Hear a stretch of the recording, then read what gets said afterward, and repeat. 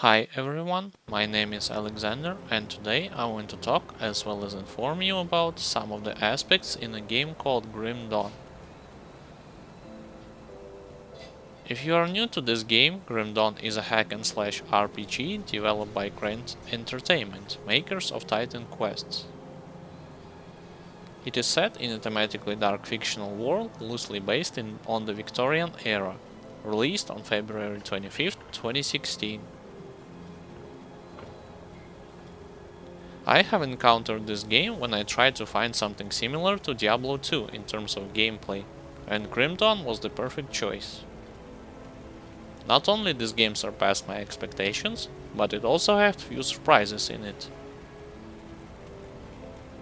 One of them is the ability to choose certain outcomes during secondary or main quests, which immediately raised replayability of this game to a new level for this genre. It also has same grim-dark atmosphere that hooks you from the beginning and does not release you until the end.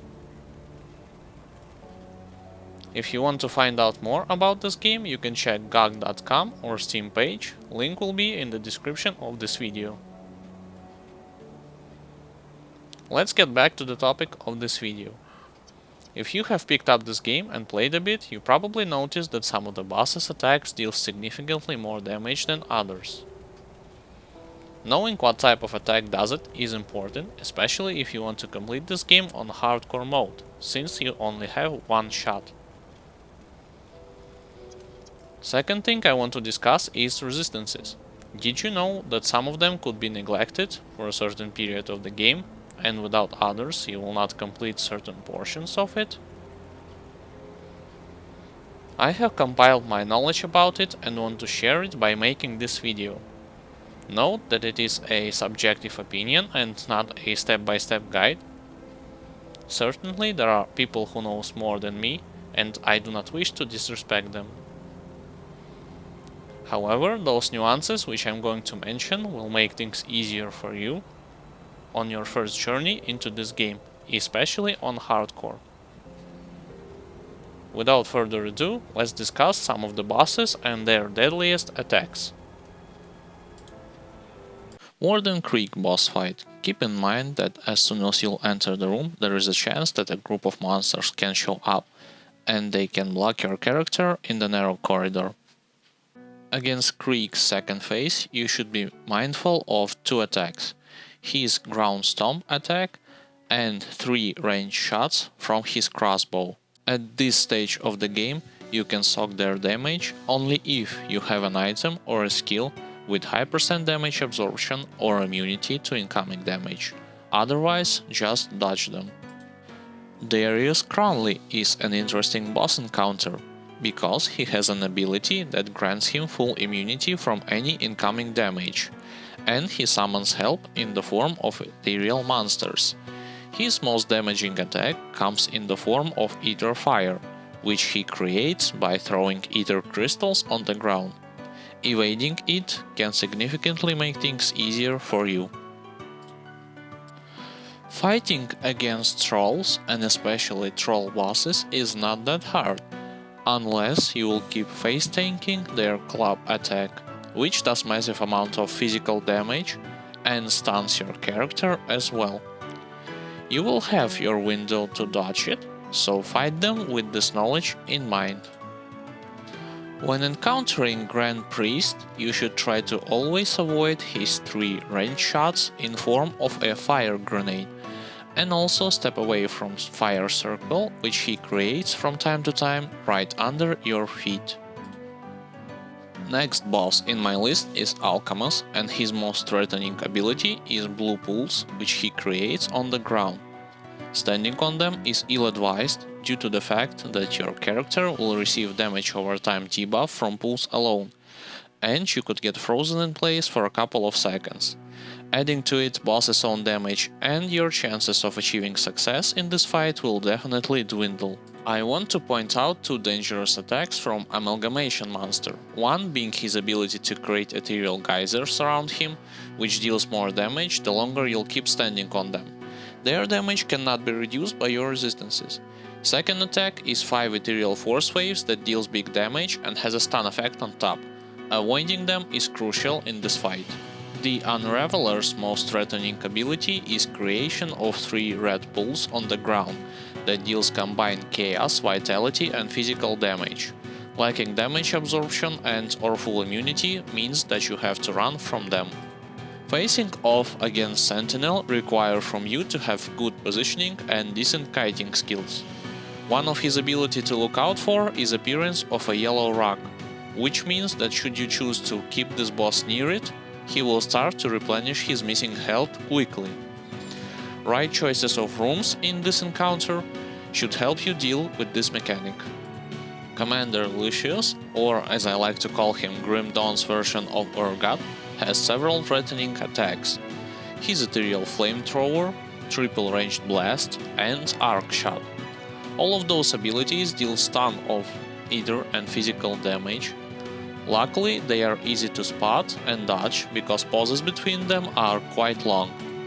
Sharzul's threat comes not in the form of his abilities, because by themselves they do not do a lot of damage. It's the fact that each ability has some form of a resistance reduction attached to it. Never try to face tank all of his arsenal unless you have immunity to damage or very high % of damage absorption. Dangers of Port Valbury's Death Room comes from 3 directions.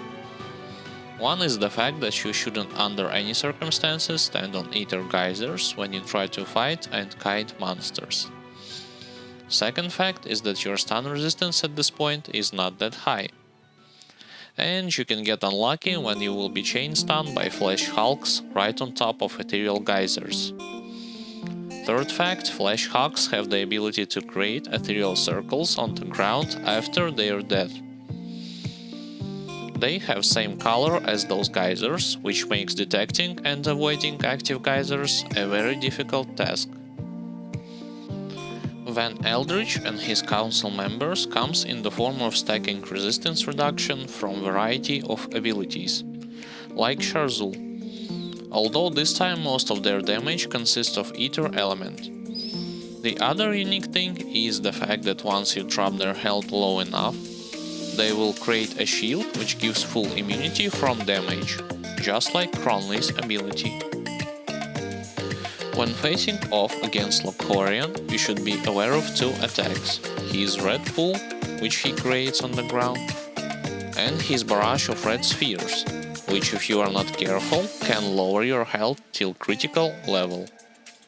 Fight with Slotsar Ether Gaze is difficult due to the fact that he has a ranged attack that lowers your resistances and deals combined ether and physical damage. Additionally, he can lower your chance hitting him with a debuff. Luckily, to catch a breath and to avoid some of his attacks, you can hide behind columns for a couple of seconds.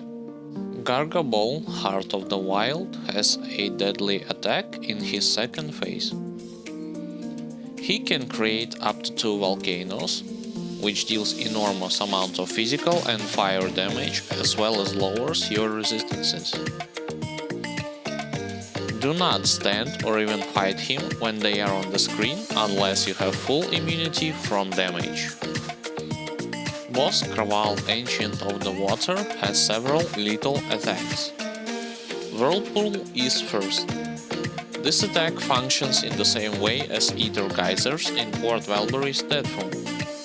However, it will also slow your movement speed, attack speed and casting speed at the same time for a couple of seconds.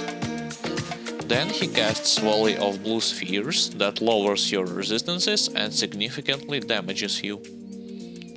Avoiding them is crucial if you want to succeed.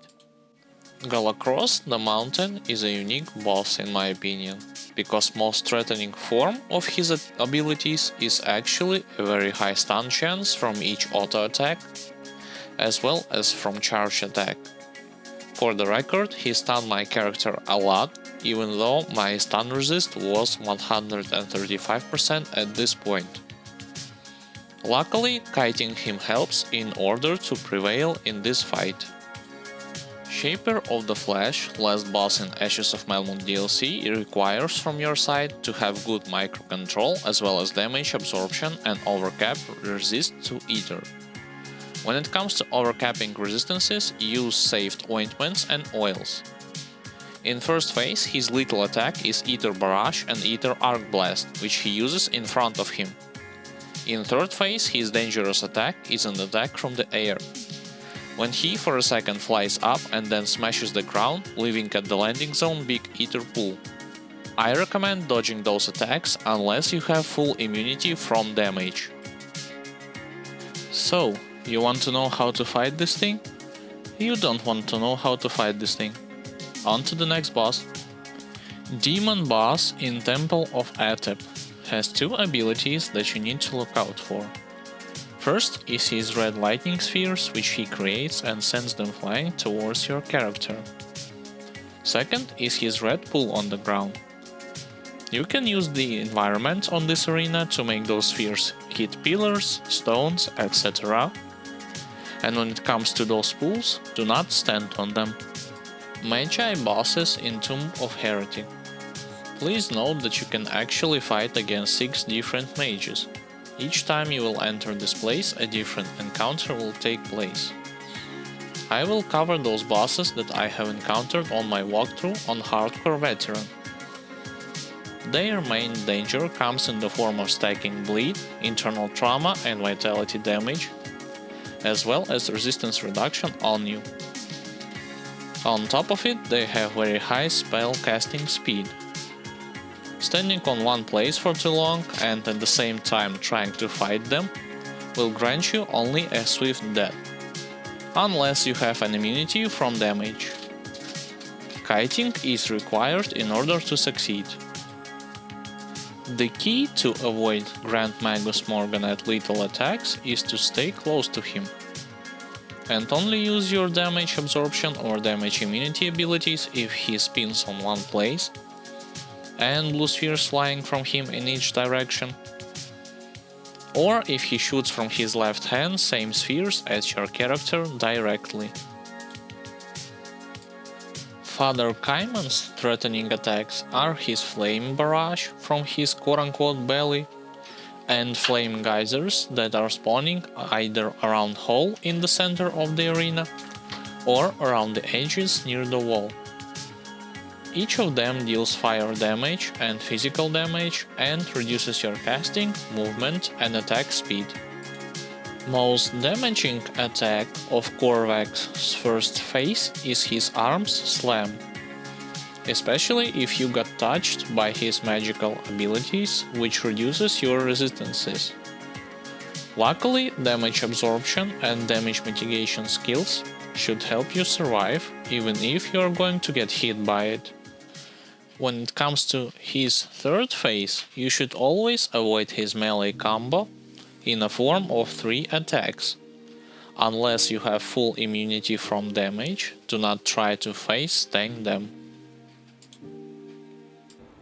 Let's talk about resistances. In general, having resistances closer to this game's soft cap, which is at 80% at every stages of this game, is great.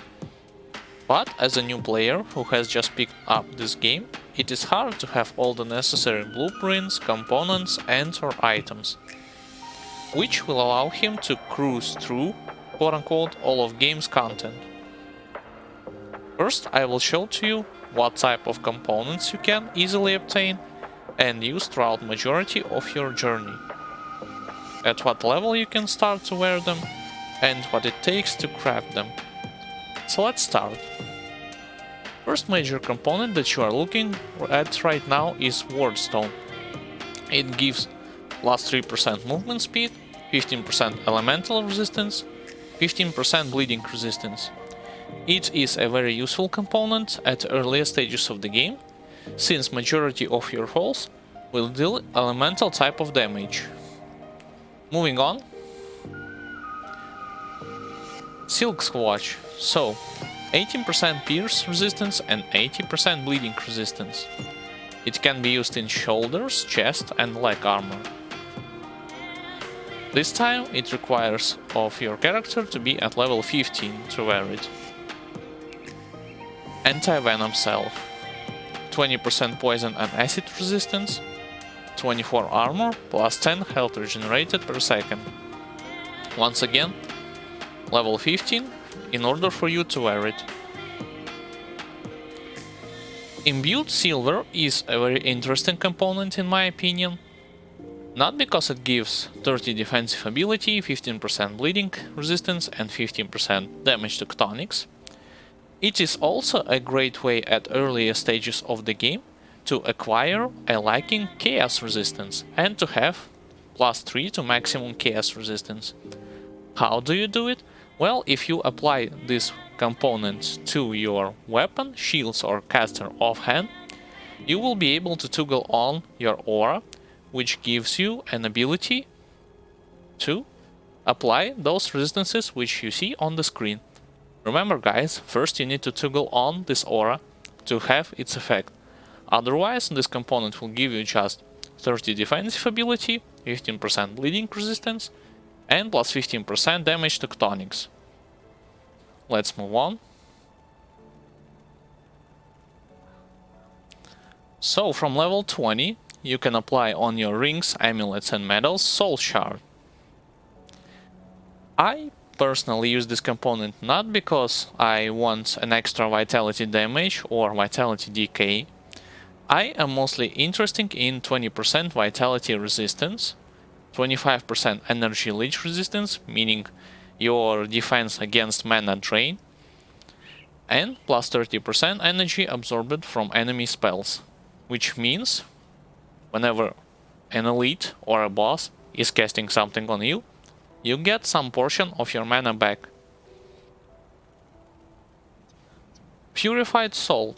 This component functions the same as Imbued Silver, but instead of giving you Chaos resistance, it now gives you Ether resistance, as well as +3 to maximum Ether resistance.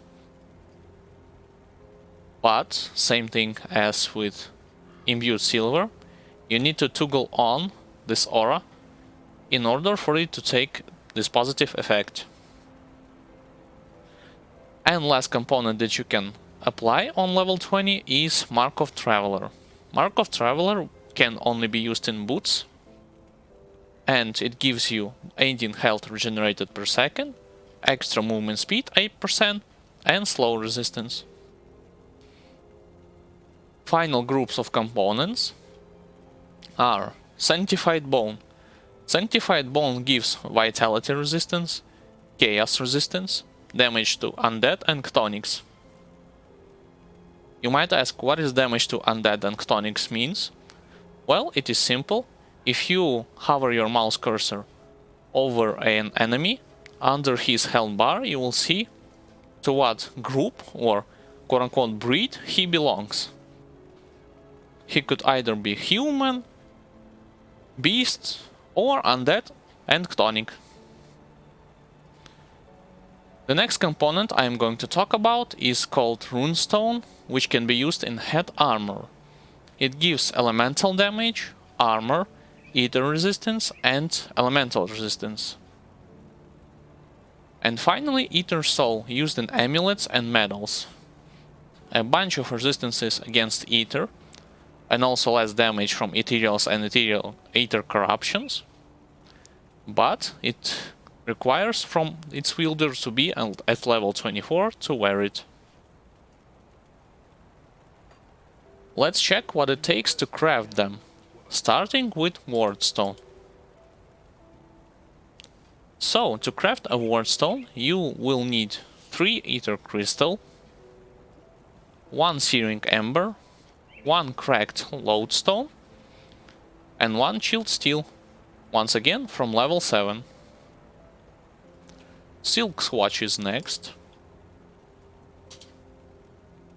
To craft a Silk Swatch you need Ether Crystal, Resilient Plating, 1 Serrated Spike,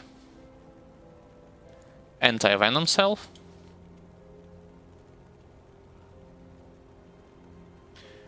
you'll need 3 Scrap, 1 Scavenged Plating, 1 mutagenic ichor, and 1 rolling blood. Imbued silver.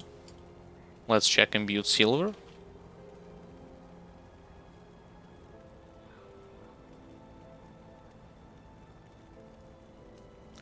You will need 3 ether crystals, 1 scavenge plating, 1 polished emerald.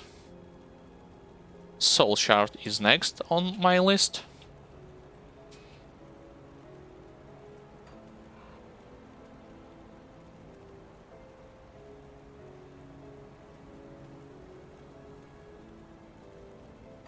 Alright, it seems that even I am making mistakes. Soul shard is an uncraftable component, you can only collect them. So, excuse me if I mislead you. But let's learn from this and move on to the next component, purified salt.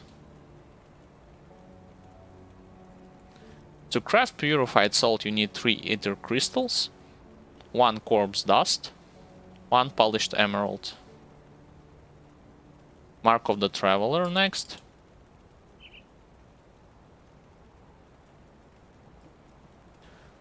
With mark is the same thing as with soul shard. You collect them, you do not have to craft them. So it means I'll show you what it takes to craft sanctified bone. 4 Chthonic seal of binding, 4 corpse dust, 4 purified salt. Runestone is next. It takes 3 ether crystal, 3 wardstone to craft 1 runestone, and finally ether soul.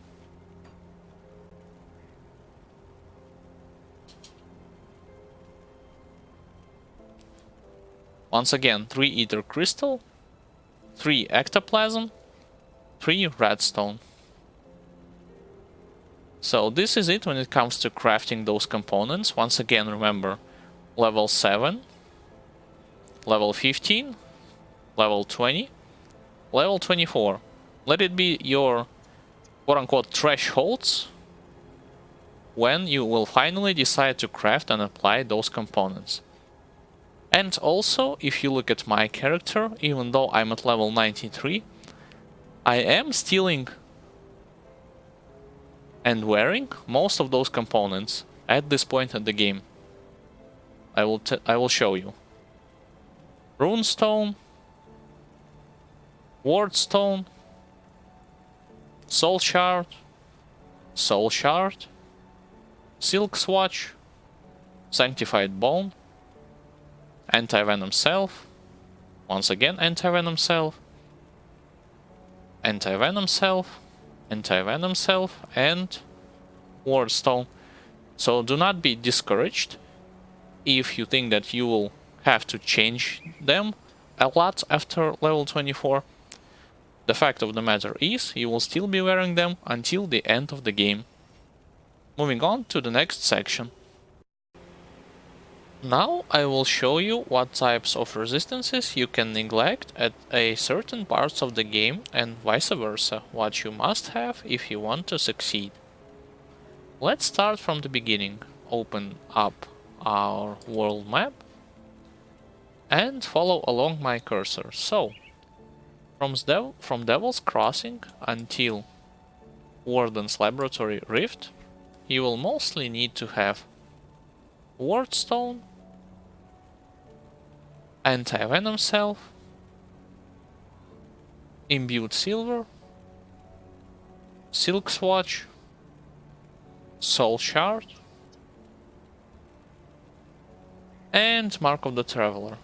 You can neglect purified salt, since although you will be fighting a bunch of ethereals, their damage at this point in time is not that critical, and you can safely avoid buying and applying purified salt. Let's continue on. From Devil's Crossing until Cronley's hideout, you will need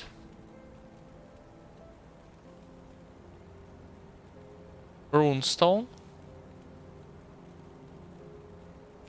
Sanctified Bone, more Silk Swatch, and Purified Salt. You can neglect some of the Chaos Resistance, meaning that you do not have to have it closer to Soft Cap, as well as Ether Resistance. But when it comes to what you must prioritize, I would strongly suggest, once again, from Devil's Crossing until Cronley's Hideout Rift, to have as much as possible Pierce, Bleeding, Elemental Resistance, and Poison and Acid Resistance via applying those anti-venom salve. Let's continue. From Cronley's Hideout until Homestead, you want to start applying more of Ether Resistance, whether it be in the form of Ether Salt or Purified Salt. That's up to you to decide. When it comes to rest of them, you can choose on your own opinion. Let's continue. From Homestead until Port Icon, you mostly must focus on Vitality, damage and resistance, as well as Chaos resistance, since you'll be fighting primarily cultists and demons, and they will do mostly those types of damage. Let's continue. From Fort Icon until Necropolis, you will want to have add soft cap chaos resistance, or as close to it as possible. Same with elemental resistance, anti-venom resistance, pierce and bleeding, and close to soft cap, or add soft cap or even higher ether resistance. Why ether? Well, if you want to go to the Port Valbury, which is the area right here, it is strongly advised from you to have as close as possible to soft cap or overcapped ether resistance, because this area is full of enemies who already deals a lot of ether damage. When it comes to DLC territories, from Gloomvault